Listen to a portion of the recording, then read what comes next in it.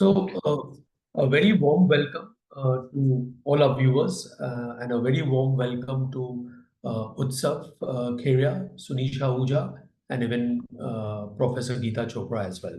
Thank you very much, for taking out time for this particular webinar. And this particular webinar is very, very close to my heart because this really talks about early childhood education.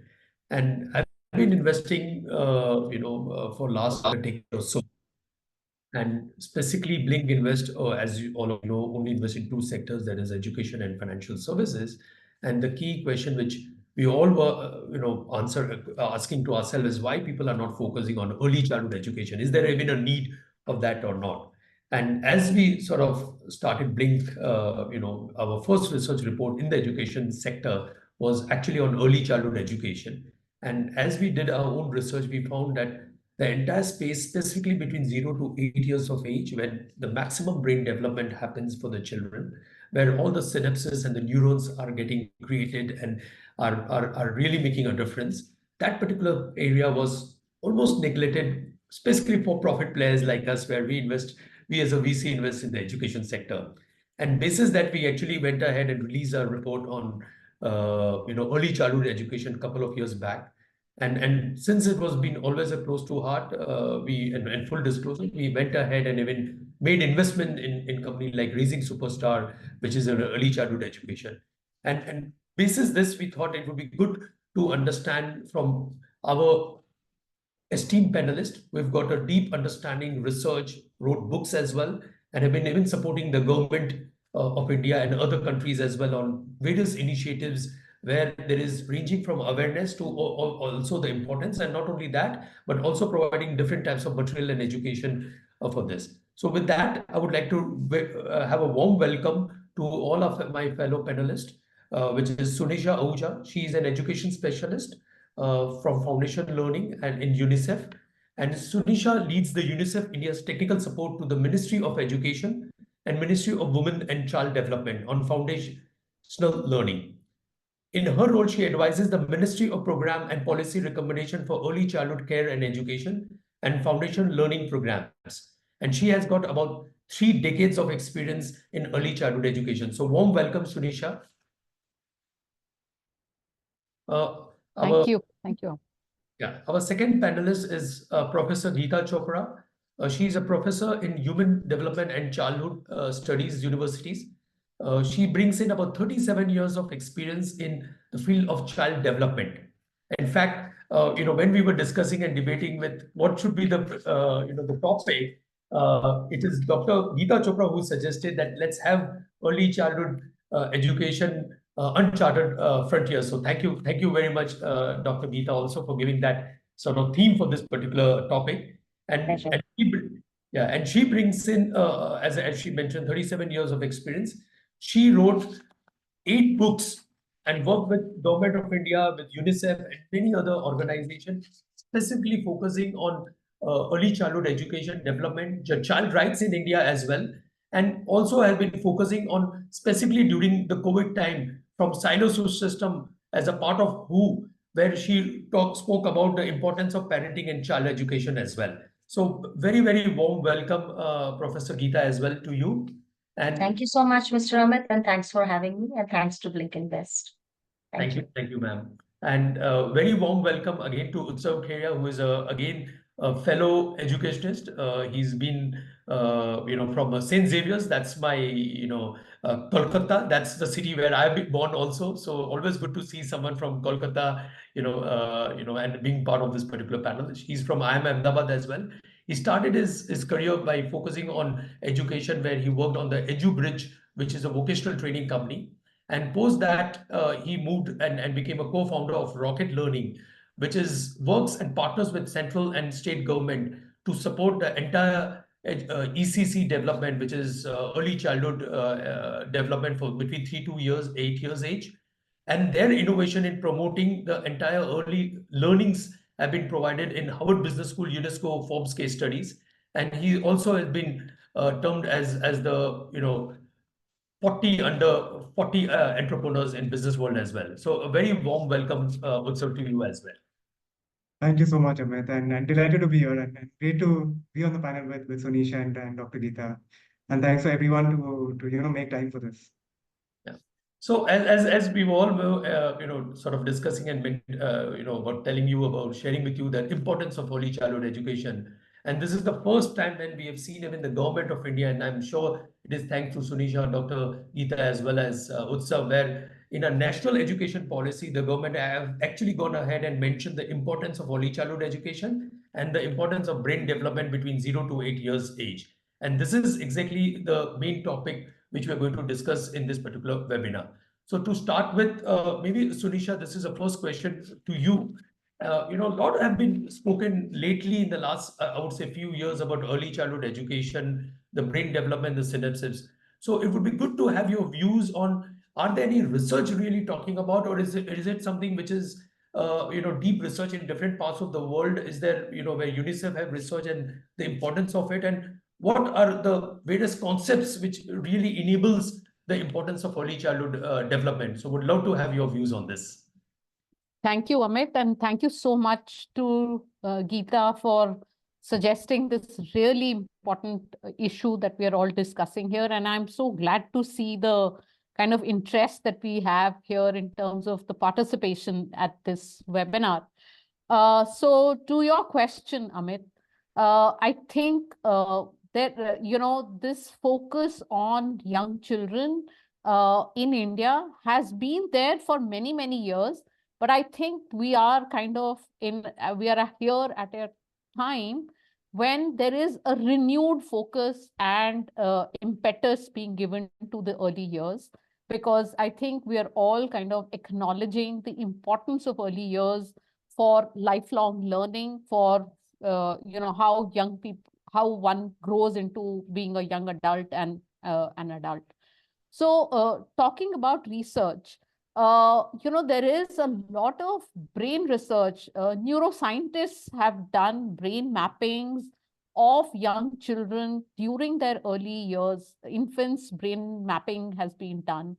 And one of the things that has been pointed out is that if children are constantly in a very stressful environment, then how it impacts their brain. And one thing that you mentioned in your opening remarks was the forming of synapses. So the brain, the connections that are happening in the brain. It's these connections in the brain that are really the foundations for every human being. And one really amazing fun fact for all of us here is that when a child is born, the human brain is of the smallest size. And in the first 6 years, the brain for a human being grows the fastest.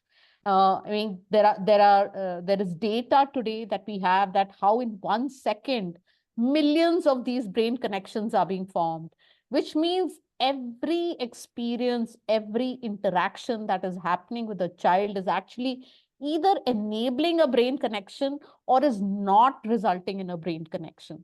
So there are, today we have these, visuals of brains of young children where when they had a very enabling environment around them, where somebody was playing with them, where somebody was talking with them, where somebody was engaging with that child, the brain had far more connections that were formed.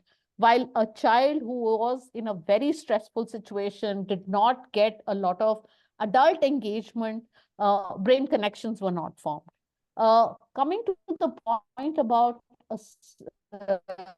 studies that UNICEF has done, I'd like to hear a study that UNICEF did in India, along with its partners, Ambedkar University and Asar Center, where we followed 14,000 children from age 4 to age 8. And we tried to see where these children were, how they were spending their time, what kind of programs they were attending, and what was the implication of the program that they participated in to their learnings in school. And what was really interesting for us to learn from that study of 14,000 children in India was that if children actually get to attend preschool education program, and say quality, I'm talking about a developmentally appropriate preschool education program where there is a lot of play, storytelling, engagement with toys, play materials, open-ended conversations, then the implication of this is that children carry forward these strong foundations up to end of grade 3.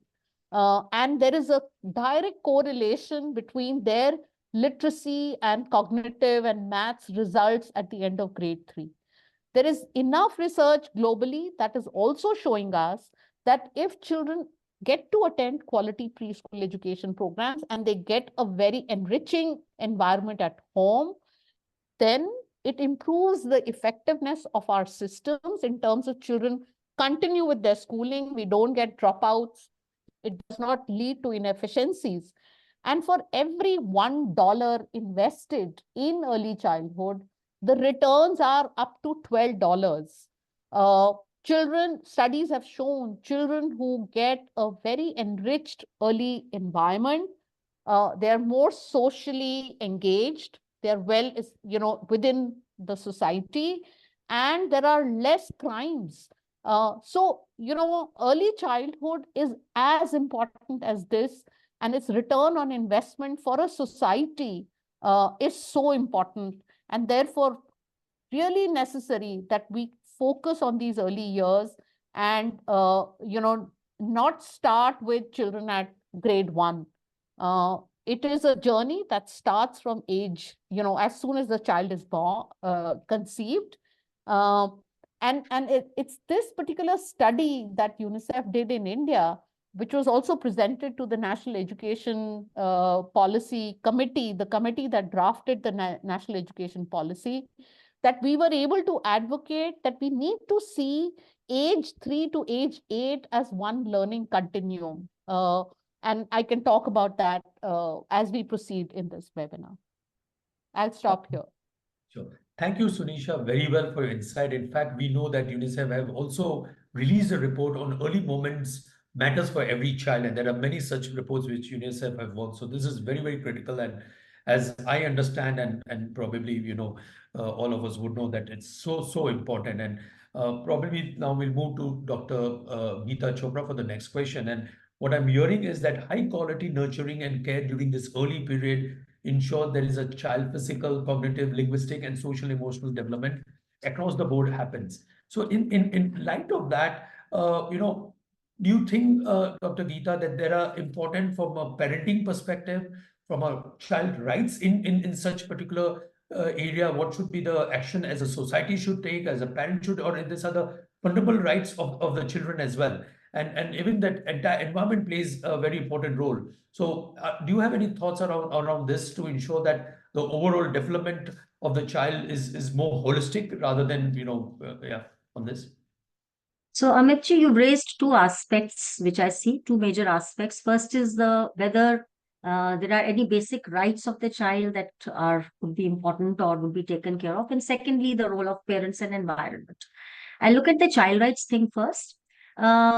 Child rights is something which, as Indian society, we had not been very sensitive to, because we thought that children were our personal property as parents.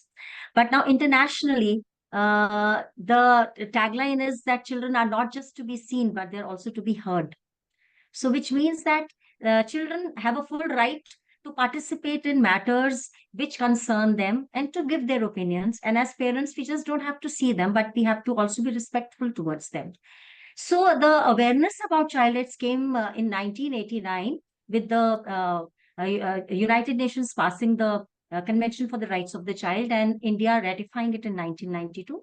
And there are basically 4 basic rights: the right to survival, right to development, a right to participation, and right to protection. So when we talk about education, it's basically a right to development that we are talking about. So if you ask me if right to any of these rights is more important than the other, I would say that all rights are interdependent. For example, if the child is even receiving the best of education, but if he's facing protection issues, for example, if the child is, God forbid, being sexually abused in school, where does the education go? So all the rights have to move in tandem with each other. And again, touching upon the rights aspect and looking at the way the world is going and why rights have become important, because they become entitlements. They become the means or the vehicles through which the child receives what the child should receive in terms of nurturance, in terms of protection, in terms of food, in terms of quality of care, in terms of quality education. Even the SDGs have put in goal 4 related to education, and in which target 4.2 basically focuses upon early childhood education as being something which by 2030, all nations, each and every girl and child in the world should be going through ECCE. So, remembering all this, India also becomes in a way,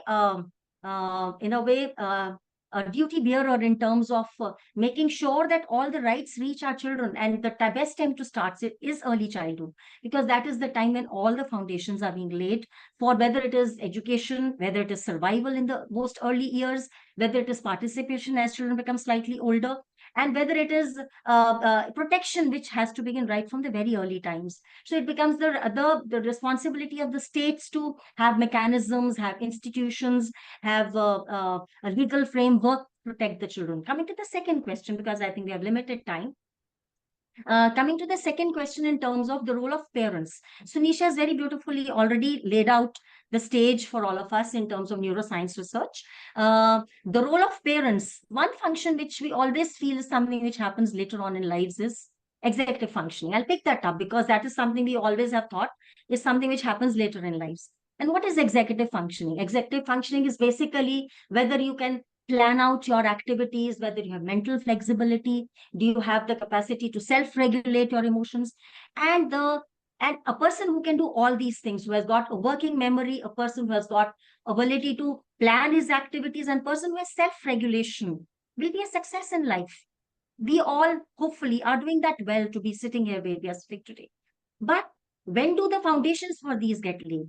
The foundations for these get laid in earliest of the years, when we allow the child to play, to be flexible in the way he's playing with his toys, to be able to wait for his turn when he's regulating his emotions, or to be able to have a working memory when he's playing with checkers, or when he's playing with Uno, or when he's playing with simple games like making a castle, or having a role play with his friends. So the foundations for all this are laid in the very early years. Another interesting thing which neuroscience is showing is that is the prefrontal lobe of the brain, which is responsible for executive functioning. And the prefrontal lobe also regulates the stress area. So a child who is experiencing a lot of stress, as Sunisha had pointed out, a child who is facing a lot of stress would also have difficulty in developing the executive functioning. So a child who's going through toxic stress in childhood would have a limitation when it comes to executive functioning. So we are in a way going to compromise this child's capacity to succeed in future. And conversely, a child who's had excellent experiences in early childhood, and therefore that is what parents can do. They are the architects of the child's brain. This child, when this child grows up and has got ability to self-regulate, ability to have working memory, ability to get along with others, ability to have mental flexibility, when he can, depending on the situation, realign the task. For example, अगर cricket खेल रहे हैं तो आज के हमारे rules अलग होंगे क्योंकि हमारा प्लेग्राउंड छोटा है, या आज हमारी बॉल अच्छी नहीं है तो हमारे रूल्स अलग होने चाहिए. It's not so what which children keep doing all the time. Also, a child who's got better executive functioning because it's linked to stress when he grows up has better capacity to handle stress. So it works in tandem. They're all interconnected. So the role of parents becomes extremely, extremely significant. And I would like to just say that it's impossible to overestimate the power of early childhood. And I'm glad that you are doing this. Thank you very much. And it's such an interesting topic you spoke about, specifically on the executive function, because we grow up, मुश्किल लगता है, वो मुश्किल लगता है ना, लगता है बड़ों का काम है, but शुरुआत तो वहां से है. Correct. Exactly, because, now as I grew up and say, is there, but the basic starts with early childhood, because that is the time when the entire brain development to your, stress to you mentioned about that is such an interesting fact that you mentioned. And I think in India, as Sunisha also mentioned earlier, that, the awareness is sort of started.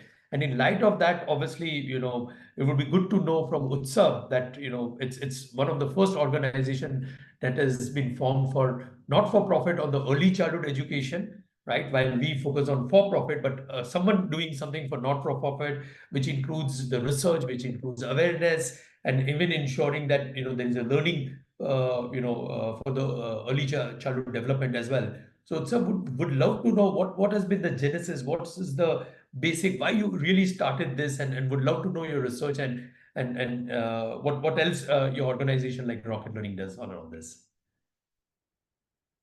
Sure.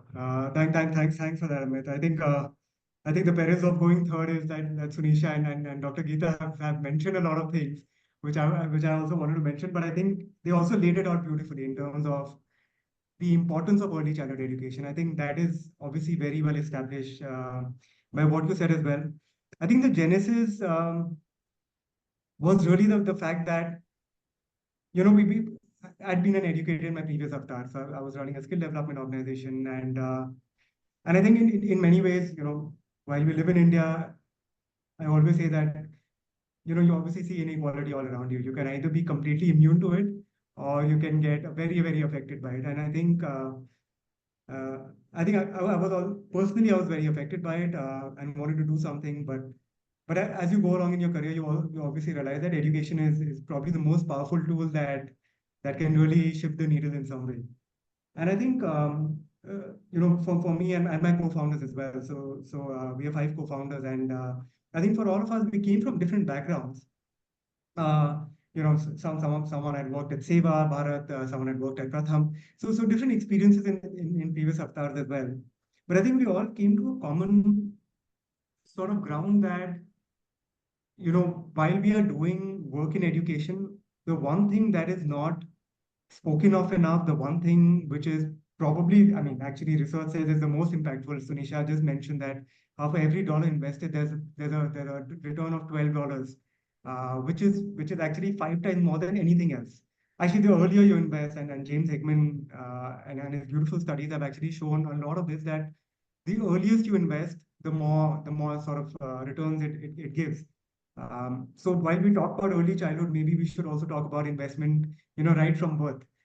Maybe that's another topic for another day. But yeah, the idea was that while we saw that this is so impactful, it was not spoken of enough. It was not invested in enough. And while we always spoke about scale, uh, in the for-profit world, Amit, you would always talk about scale and profitability. I think very few organizations in this space really talk about scale in the same way. And we really wanted to set up an organization which can look at early childhood education in the same way that for-profit organizations look at maybe that this is a very, very large problem. And how can we solve this problem at scale? I think so that in many ways was the genesis of Rocket Learning, and I think we were built on 2, 3 key sort of hypothesis that scale will come through partnering with government. I think in many ways similar to what Sunisha and the UNICEF team does. So we were very keen to partner with the government and not necessarily set up a parallel system. We were aware that policy, of course, can play a very, very big role. We also wanted to honestly take advantage of technology. I think Sunisha and Dr. Geeta spoke about parents in a big way. We wanted to sort of look at parents again in a very big way, but also look at the other caregiver, which is most low-income children today go to something called Anganwadi, right, which are daycare centers. So the caregiver there is the Anganwadi worker. So how can we involve both the caregivers, which are the parents and the Anganwadi workers, in the learning of children? And how can we better use technology to reach out to them? So I think these were some of the hypotheses on which we built. And I mean, you were asking in terms of what we do, some of the things that we do. So that's exactly what we do. We work on the policy front. We work with parents, and we see parents as we say that it takes a village to raise a child. We do see parents in a similar way. We see parents as communities which are close to each other. So how can we involve this community in the learning of children? And the idea is to build something that we call AIM, which is awareness, which of course Dr. Geeta and Sunisha just spoke about as well, because awareness is low. The fact that childhood is important, and the fact that they have the ability to do that, that's equally important as much as awareness. So one is awareness, second is information. right? Providing them the right kind of information, or it could be just simple ideas कि वो घर में वो दो activity आज क्या कर सकते हैं. So providing them the right kind of information that's actually implementable at home. घर की वस्तुओं के साथ, right? Like how can they do that? And actually motivation as well. So awareness, information, and motivation, because uh, parents coming from this background don't really get a lot of recognition. In our work, we would get, I don't know, like a well done, or a certificate for something. Uh, I don't think this set of parents really get a lot of recognition in the work that they do. So how can we also reward them for the time that they are putting in, despite living really busy lives? So I covered the policy front, the parents front, and the third one is Anganwadi workers. How can we upskill them? So one is training, and how can we provide them again with content that is more usable in the Anganwadis? So I'll just pause there, but those are the three tenets that we work on today. Thank you, Utsav, for that. And I think it's awareness is the bottom line. And you rightly mentioned that it's not about many activities, but even if the parents perform few activities with the children, it's good enough for the overall brain development. And we have also seen it in full disclosure in our portfolio company, Raising Superstar, which just gives about a few small videos for which the parent will perform with the child for 3 minutes, 5 minutes. And there also we have seen a lot of differences in the children overall, development as well. But the bottom line is still, are the parents aware of this entire piece is the bottom line, because today, what we have seen it, and it's very loosely, my daughter, she's 7 years old, and if there are anything which you want to know, it always either you go to YouTube or you go to your pediatrician, or there is always the moms group which is there. So it's very good to have a formal approach or a system to this, the way we have the K-12 and early, the preschools and as well, if there is something like a formal group which will make a difference on this. And with that, Sunisha, I think the important question out here which lies is, how do we create awareness in both specifically India, and obviously UNICEF has been doing globally as well. And as I understand, we have already gone ahead and launched an app for early childhood development in different parts of the world, which I'm sure India. But I think the awareness is extremely important, because once it is awareness, then the parent knows that, hey, they will go and implement, they will work with the children even for that 5-10 minutes. And I think one of the question is how to take out time, for your children as well on this entire busy schedule of this. So would love to know your thoughts around this, Sunisha. Yeah, no, I think that's a great question. And it seems as if, perception is as if it takes a lot of time. And I think one of the things that I would reiterate here is, as part of that awareness, I think one of our responsibilities of people who understand this, the importance, how do we communicate about it to parents or to the general public? And I think it's really on us that we keep our messages simple. So for example, one of the things that we often talk about is touch, talk, and play. Do those three things with your child, and you would have made such a big difference to your child. So for an infant, as they say, as soon as the baby is born, put the child to this skin to skin touch between the mother and the infant, newly born infant, can be a huge input towards that whole, kind of relationship building, the calming effect of the child who's born after that, whole procedure that a child is born. So talk to a child, play with the child.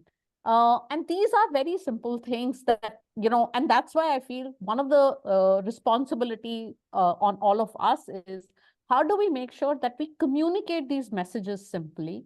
The point that Utsav made, we have to really help parents understand that while it would be great if they can have some dedicated time for their child every day, how can they engage their children in simple activities as part of the daily routine of the family? And just to give you an example, and I think COVID, while it was a very traumatic period for all of us, during COVID, the way parents actually, kind of got involved with their own children, and the kind of appreciation they developed for early childhood development workers who work with a larger group of children when they actually had to handle maybe 1 or 2 children in their own homes. And some of the things that we suggested at that point of time, because we were reaching out to Anganwadi workers to reach out to parents and suggest to them how they can keep their children engaged, was simple things like, you wash clothes at home. Can you ask your little kid to separate out colored clothes and white clothes? Now the child is actually learning a concept doing that. Can you ask your child, घर के बड़े लोगों के कपड़े कौन से हैं, छोटे लोगों के बच्चों के कपड़े कौन से हैं? Come, let's sit and fold all these clothes together. So these are daily routine activities that happen in the house. And if we can engage children, we can talk to children while we are doing these activities. I think there is already a lot of, positive kind of engagement that's happening with the child. It would be great if parents can actually dedicate time and read a storybook to their child every night before the kid goes to bed. So we have to really figure out what can be those simple ways by which we can help parents understand what are the things they have to do. And I just want to also reiterate one message here. Since I talked about quality of preschool education programs, I just want to bring in another research element, here is one thing that we have also found in our research is that when you try and do too much of formal learning for children in the very early years, children are being expected to learn the alphabets, numbers, and everything, that actually has a negative impact on children. They start fearing learning experiences, or they get into a rote learning practice, which actually does not help them for lifelong learning. So these are some of the things that I would think that are important. It's not the time, it's the quality of the engagement that is important. And there can be simple activities at home. You're going to the market, take the child with you, ask the child to name things, talk to the child in your own mother tongue. I think that's another key message that has come out of the national education policy. Promote children to speak and learn their mother tongue. That actually helps children to learn other languages better. I want to just also state this message here.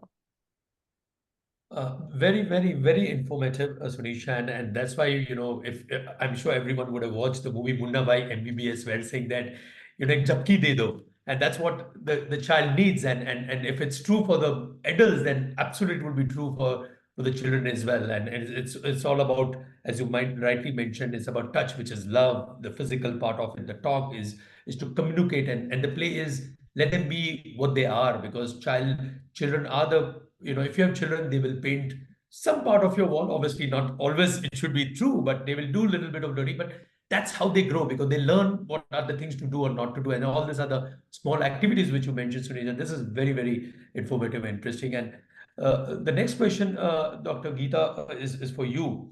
And as we are all, and I know you mentioned that the importance of executive function is also related to early childhood development. And to that effect, do you think that there is a correlation if there is not enough care being taken in the early days of children in terms of learning and development? It can have some level of disabilities, or maybe detection of early disabilities, or even the developmental challenges which the child face, which can be further sort of, I would, for lack of a better word, rectified as the children are growing. And any thoughts, any views, any research you would like to share on this? Yeah, the entire field of early intervention is based on this, Mr. Amit. And early intervention actually takes advantage from the fact that the brain has a lot of neuroplasticity. So even if some kind of impairment has happened, and most of the disabilities do have a medical reason, and of course there are social reasons as well. That's a talk for another time. But if an impairment has happened, that could result in there could be the impact could be coming on it could be coming on the brain. But the entire field of early intervention bases itself on the fact that early stimulation and the fact that the brain has the neuroplasticity to rebound, and the more the stimulation is provided to the child, Research studies have shown that the child has the capacity to come back at least to normal functioning, which otherwise he would have lagged behind.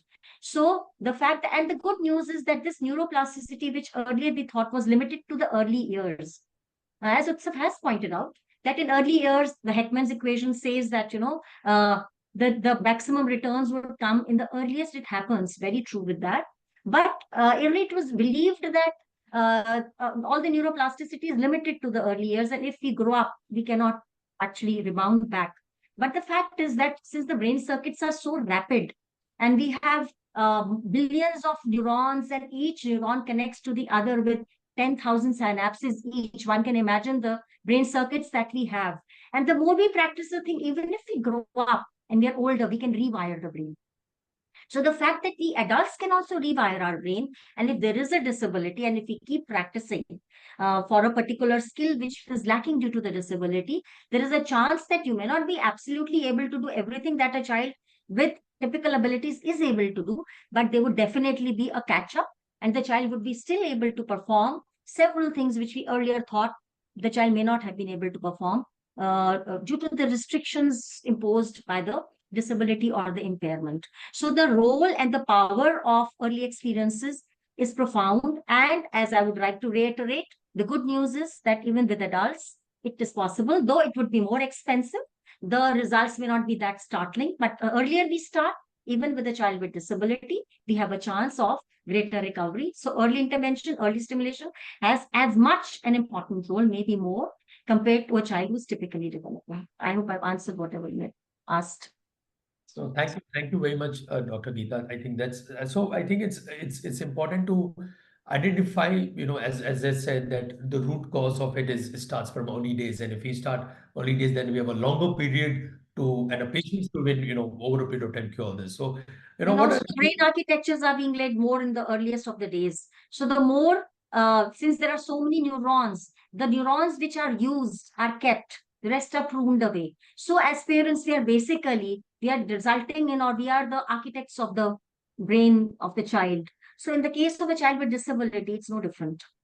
Sure, So the same thing has to be happening with that child as well. And we hope for very good results, and we do find very good results. Okay, awesome. No, thank you very much, Dr. Geeta, for this. And what I'll do is, in between there are a few questions been popped up, so maybe we'll try to see if one of the panelists want to respond to this question. The question is from Sarmista Chaudhary that either parents are overprotecting or not at all concerned about this, and this affects kids' growth. Any thoughts around this? Any views around this? I don't know how you would define what is overprotection or underprotection. It's a very thin line, I feel. But I think that the best that as parents one can do is keep talking to the child. One doesn't know where it's going in and what processing is happening in the brain and what impact it would have on the child. But neglectful parenting is definitely something which one has to be a bit careful about. But I don't think there would be overdoing. I feel that is something which I personally feel doesn't happen. We might feel बच्चा सुन नहीं रहा, but one doesn't know कहाँ सुन रहा है, कहाँ जा रहा है, कहाँ process हो रहा है. So I hope that answers somewhat. Sure. Can I just add to that, Amit? Sure, Briefly? I firstly completely agree with Dr. Geeta. I think it's a very thin line, and I think when we are trying to involve parents in the learning of children, I think it's very important to be non-judgmental in that space, right? Because I think the fact that parents are being involved is critical. It's very difficult again to distinguish, whether it's being over-involved, under-involved. I think we'll just have to, and this, what I genuinely personally believe in is that I think as long as parents are being involved with the children, we should genuinely be happy and we should congratulate them. Without parenting also, and I'm not a parent, so I'll caveat that, but I don't think parenting में कुछ सही या गलत होता है, right? There could be like millions of ways of parenting, right? Which is why I think as long as parents are involved, there could be several ways of them doing the activity with that child also. So I think we should just celebrate the fact that they are being involved with children instead of judging, सही कर रहे हैं या गलत कर रहे हैं. Sure. No, Amit, thanks. if I may just add to the thoughts that are being shared, I would say I think parenting is very cultural, and also it gets influenced by what we see others doing and what people are talking about and things like that. And one thing that I would say is let children have the experiences, and what is important is to talk about that experience. अच्छा, आपसे पानी गिर गया. So what do you now do? Like the accident has happened. Am I going to scold the child? Am I going to talk to the child and find out what happened? Because the child might have a whole reason for why that happened. How am I going to now take this whole thing forward? That, okay, if you dropped it, can we now clean it? And how would you like to do it the next time? So it is a conversation, and it's not just reacting to a situation. I think that is most important, and that's why this and kind of keep reflecting on what did I do as a parent? Could I have done it differently? I think that those are important aspects. Sure. No, I think it's very critical that how we respond or react to a situation. Is it a reaction or a response? And I think the question is, can we respond rather than reacting? And absolutely that for sure, makes a difference. And I think there are a couple of things which I'm trying to club it, but the base out here is that it's world is moving towards relatively a very competitive world. Everyone is getting into this competitive world, and at the same time, everyone wants to create a benchmark and say that have you reached a particular level of stage in terms of brain development in this. In fact, Harshit Jain has actually, posed a question around that as well. So the out here is that, do you think that should be a milestone, there should be an assessment around this, or it's almost going to put lots of pressure and on the children as well as on the parent as well? While, it's important to have that development, but any views on terms of benchmark, milestones, or assessment around this? It's a little open question, so anyone can, yeah. Dr. Gita, do you want to go first? Yeah, sure. Yeah. So there are lots of benchmarks, or I would say lots of standardized tests that we have. And the most widely used is ages and stages questionnaire. Internationally, सबसे use हो रहा है आजकल. And lots of milestones you will find, but I feel that children are changing so rapidly. The growth norms which were developed maybe in the 1950s or something are no longer relevant today. And we keep watching the milestones also when we look at especially the cognitive milestones, they are changing so rapidly. So if you're looking at the benchmarks, we do have some standardized tests. We have the Bailey scale, we have the ages and stages, which it's a questionnaire which you can download. It is organized 3-month wise, and it is something which parents can use readily. But I feel that unless there's a grave concern, children do take their own pace. They're all natural seekers. They all come with their own souls. And they all pick the environment in which they want to be. And if we allow them that freedom to pick and choose, and we don't impose that मैं ये करना चाहिए, ये नहीं करना चाहिए, so I would feel that that would be the best way to move forward. Recently, one of my students, only day before yesterday, she presented her PhD seminar on pre-COVID, during COVID, post-COVID ECC practices in Delhi. And her major finding was that the schools which were so very high paying and schools which were coming from the lowest of government setups and NGOs, the major difference was that whenever, as Sunisha said, when parents talk formally and where schools where formally teachers were speaking to the child, the outcomes were less than when there were informal conversations happening around the child's activity. And there was a school which was completely based on a religious philosophy. And there they had no classroom. There were children, there were corners, and at every corner a teacher was sitting. A child could choose whether he wants to play with the guinea pigs or he wants to play on the sand or he wants to do coloring, and the teacher would be sitting there to guide the child. Scaffolding करने के लिए तैयार है teacher. So इस बच्चे को एक natural seeker माना जा रहा था, which is actually true. So rather than worrying about whether our child is hitting the benchmark, providing an environment where we allow the child to grow naturally. As if every child is a soul coming with their own desires and what they want to see, the children develop very naturally. There could be comments from others, but this is what I have started looking at the way things, the way children are today. Sure. And myself having a 4-month-old grandson. Yeah, I would actually second Dr. Geeta, and I also completely agree with what Malvika, I hope I'm pronouncing the name correct, what Malvika just put on chat. Um, I think monitoring is very, so one, it's very important to understand the current levels of development of a child. Uh, Without getting uh, into sort of benchmarking that, I do think today as a nation, we still don't fully know where we stand or where our children stand. So I do think that that is very important to assess and understand. I think that's a very important starting point for us.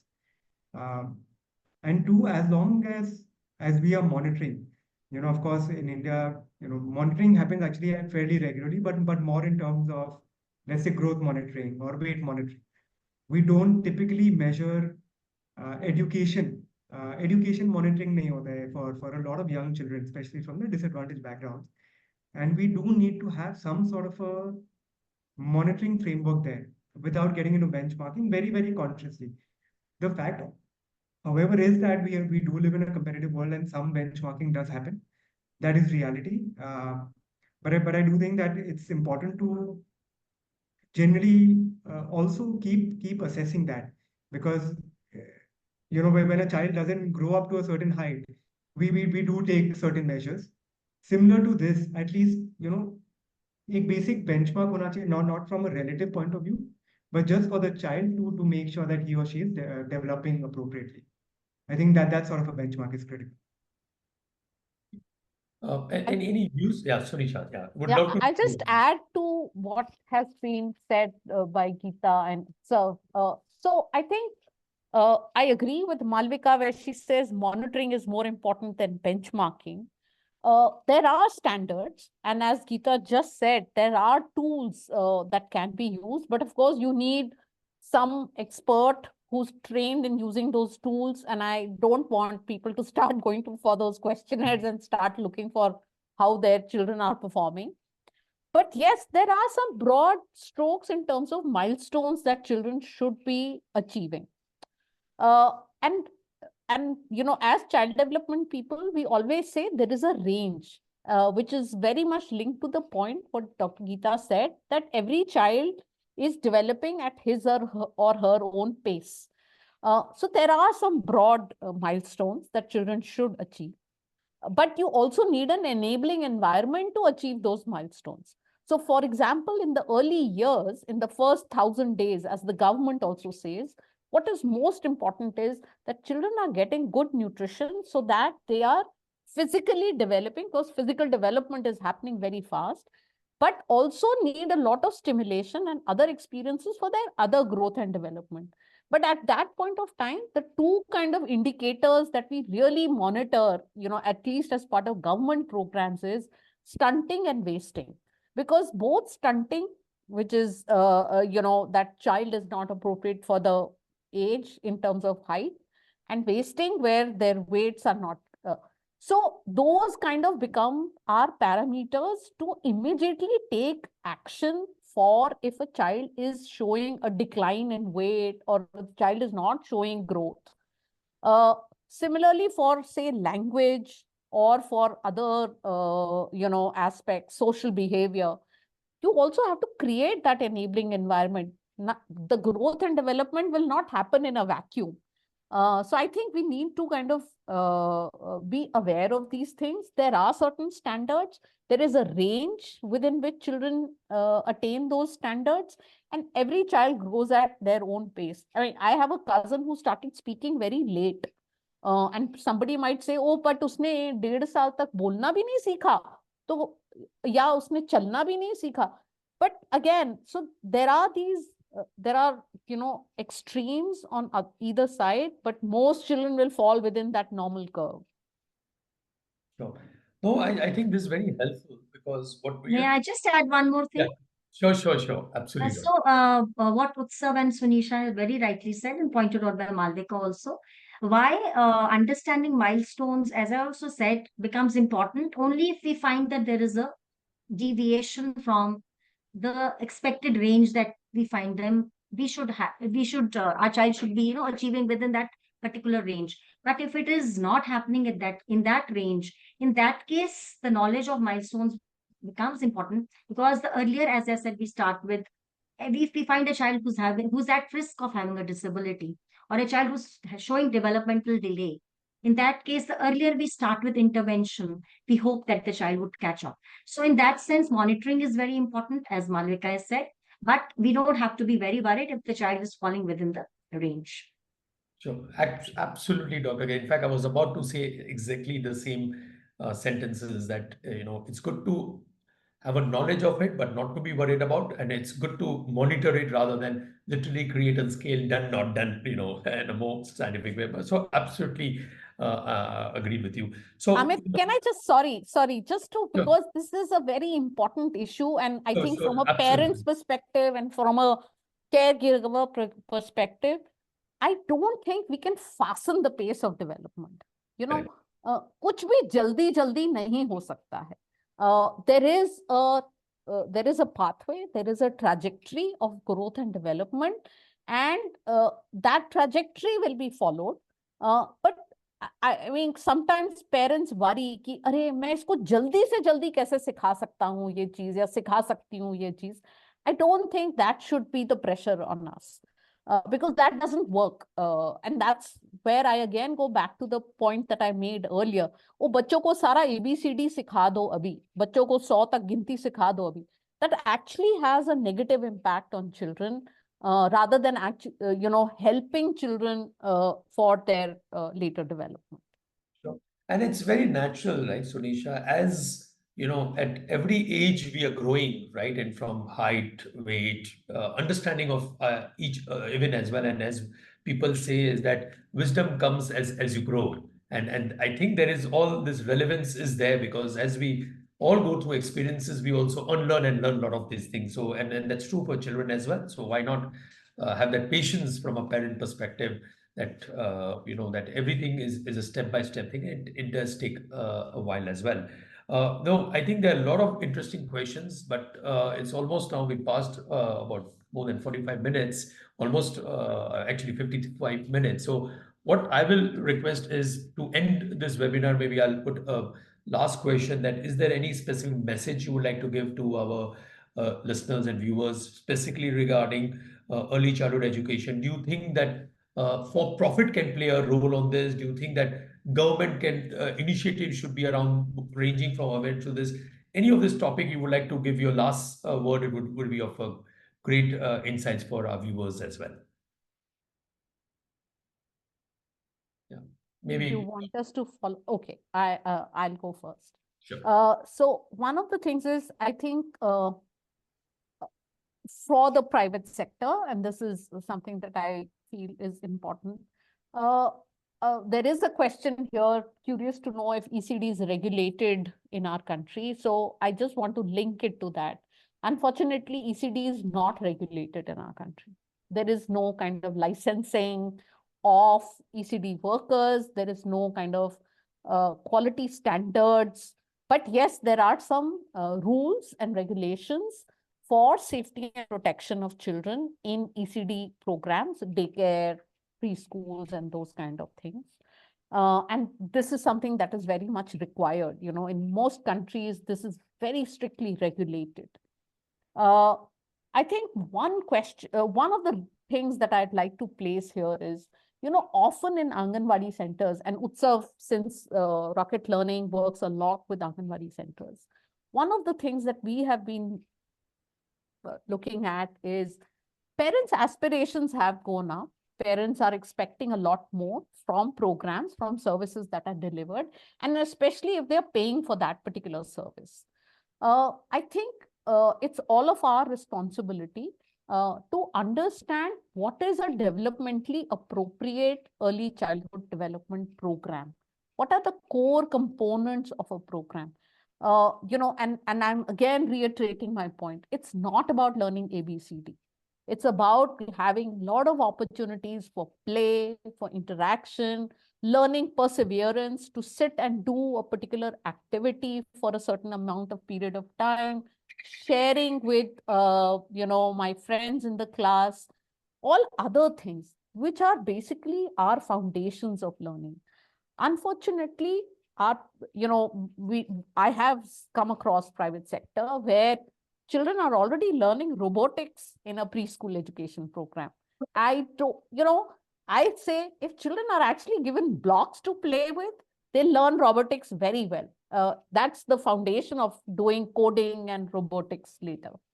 So we need to really, actually, all of us need to talk to each other and really get a better understanding of how learning in these early years is very different from learning in formal school, and why this kind of learning needs to be done in these early years. So that's something that we really have to do. And from a government perspective, I think one of my pitch has always been this. We've been looking at budgets on what is being spent on early childhood development. We are nowhere near what global standards are. And as UNICEF, we've always said 10% of education budget should be spent on early childhood development. We are very far from that number, and we really need to invest. And going back to the point Utsav made earlier, the earlier we invest, the better returns on our investment we get. Thank you. Thank you. Thank you. Dr. Geeta Chopra or Utsav, any one of you want to talk about this? I'm happy to go next because I just wanted to pick up from where Sunisha left off. I firstly 100% agree on especially the last point on the investment point. And I think while we talk, I actually don't see both the government space as well as the private sector in a similar way. I think both of them, in my mind, can play a very, very big role in terms of financing. Right. One, of course, the government can play the role of a public financier, which is, put in more money into training of preschool educators, of Anganwadi workers, doing the infra better, a bunch of things like that. But I think the private sector can actually invest a lot more money into firstly, preschool itself, right? Preschool education. I'm glad, Amit, that you mentioned that, you brought out a thesis on this, a paper on this. You of course invested in raising superstars. I think that is where, from a capital point of view, I think the public sector and the private sector can go hand in hand and need not be sort of very diverse. So I do think from a financing point of view, both of these sectors can play a very big role. Second, while Sunisha, myself, we work in the non-profit sector, we do realize that a lot of and Dr. Geeta has been assisting us in various capacities. She's a domain of the industry, of course. But I think the kind of noise and the kind of and I mean noise in a good way that the for-profit sector can create or the government can create, honestly cannot be equaled by us in the non-profit sector. So I do think a lot of the awareness, especially because we've spoken about awareness a lot today, awareness of the importance of early childhood, the importance of parents' engagement, the importance of children learning. A lot of this can actually be done by one, the government. So I'm imagining something like a school chale hum kind of thing, which obviously took off, right? And it really improved enrollment rates and improved attendance rates. I think something like this can actually be done by the government now, and I do think we are nearing that. But something like that can actually be done by the government, and I think the private sector can actually support in doing that. So I think the right kind of noise can be made there. I think the last one that I think the private sector and the public sector or the non-profit sector is considered different, but I do think that a lot more exchange of knowledge and ideas can be actually had between these two sectors. So we need not necessarily see them as very different. And lastly, I think Sunisha touched upon regulation and being self-regulated. I think that's an important point which can be covered. But I think financing and budget, which Sunisha also touched upon, is a primary one for me too. Dr. Geeta. Thank you, Thank- sir. So I started with the rights, and I would like to again touch upon rights at the end of the session. The question which was raised was why ECD is such an important area, why our governments have not woken up to it. The fact that the child doesn't have a lobby, that becomes one reason I feel that ECC has been neglected for so long, one point. Secondly, I feel that especially for countries which are still developing, if you have to put money in the ECCE, you have to convince the governments that it has got a great rate of return. So we need to talk more about Heckman and his work, and that he got a Nobel Prize for that. So we have to lobby that. So every time we put 10 rupees in any one sector, we are taking out the 10 rupees from some other sector. So children have not been viewed as an important investment that we need to make. And traditionally, we have thought that families are the ones who have to take care of the child. It is not the responsibility of the governments. So realizing that the families are not really, they do not have the technical know-how. There could be a lot of lack of understanding on what to do. Though the everyday activities that we do with the children by themselves are enough for a parent to undertake. So remembering all this, and that it's the government which can bring things to scale, as Savya pointed out. How much can an individual or non-profits do, or not-for-profit organizations do? So the private-public partnership is absolutely important, and governments can play a far greater role. At the same time, the role of non-profits and investing in this field can never be overstated, because this is one area which I feel is still lying nascent. This is one area that we need to invest in terms of our ideas, in terms of our money, in terms of our input that we can make to the nation, in terms of rearing our children better and making them more productive citizens for the country. And this is one area where we feel हमने अभी बहुत लंबा चलना है, अभी चलना शुरू किया है, और हमारे जितने बच्चे हैं दुनिया में सबसे ज्यादा हैं. So we can imagine what is the scope of work and scope of business that we can bring when it comes to the young children in the good sense, though in our field, we don't like to talk about money. It's a bad word. But we feel that now the time has come that it's no longer a bad word. And we have to actually, with parents, become more aspirational, as you were saying. We have to think of bringing an investment from the private sector and look at business models which can benefit children. And we all want to aspire more for our child. The example, the raising superstars.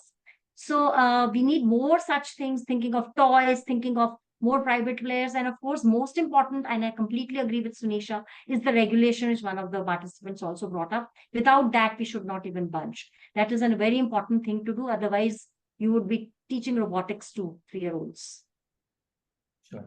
No, thank you very much, Dr. Geeta, Sunisha and Utsav. This is very, very informative, and specifically the last session about the regulation, and I'm sure the government will think about that as well, because it's good to have a framework, if not a regulation, and with that, there is a good level playing field for everyone, right? Because today, any initiative we do, one thing I've realized myself being an investor in the education sector, that education, while the returns are very high, it needs to be sustainable. The objective is not to do it and stop it. Idea is do it little, but do it properly and a sustainable period. So I think the public, the private sector partnership, and even what Utsav and team are doing from Rocket Learning or UNICEF team is trying to create that awareness. I think all as cumulative will definitely actually make a difference. So this has been very, very useful session for me particularly, and I'm sure all of our viewers and listeners would have enjoyed it.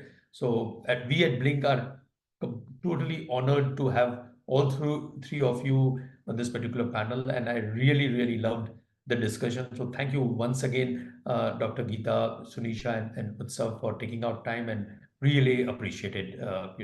Thank you very much. Thank you so much, Amit, and thank you, Utsav, Sunisha. Lovely. Thank you. Enjoyed. Yeah, thank you. Thank Thank you you, to everyone. Blink for organizing this, and really useful, very important topic that we Really discussed. enjoyed. Yes. Thank you Yeah. so much, Amit. Thank Thank you. you so much. And Bye. Thank you. I do think that we made a start exactly as you said, but I think we're only getting stronger. So Yeah, very absolutely. Yes. This is just the beginning. बहुत सफर शुरू हुआ है. Exactly. अभी तो कहानी बाकी है बहुत ना? कुछ करना है. Like, अभी तो कहानी बाकी है, as you know. अभी तो शुरुआत है. Thank you. Thank you Thank so you much. so much. Okay, thank thank you. you. Bye. Thank you. Bye.